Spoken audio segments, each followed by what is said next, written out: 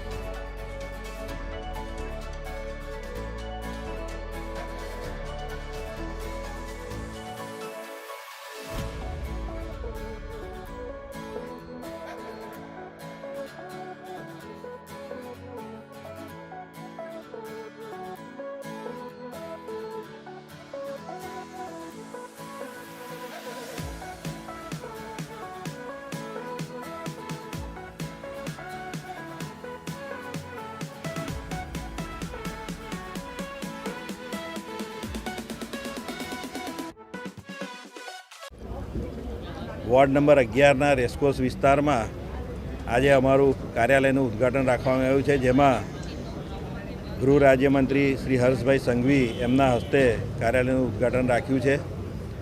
અમારા વિસ્તારના અને તમામ વિસ્તારના નાગરિકોને એમની સમસ્યાઓનું નિરાકરણ ત્વરિત મળે એ હેતુથી કાર્યાલયનું આજે ઉદ્ઘાટન રાખ્યું છે। સાથે સાથે 22મી તારીખે ભગવાન રામનું જે એમના નિજ મંદિરમાં જઈ રહ્યા છે ત્યારે વડોદરા શહેર તરફથી આજે 108 ફૂટની અગરબત્તી અને અમારા કાર્યાલયથી ભાયલીના અમારા કાર્યકર્તા શ્રી અરવિંદભાઈ દ્વારા બનાવવામાં આવેલ દીપ જે 1100 કિલોનો છે એનું પણ આજે અહીંયા વિધિસર પૂજન છે અને ત્યારબાદ એને પણ અયોધ્યા મોકલવાનો છે। તો આ બંને કાર્યક્રમો એક સાથે આજે થઈ રહ્યા છે। તો આજના પાવન દિવસે વડોદરાવાસીઓને ખૂબ ખૂબ અભિનંદન આપું છું અને 22મી તારીખે સૌ પોતાના ઘરે દીપોત્સવ કરી અને ભગવાન રામને આવકારે એવી હું અપીલ કરું છું।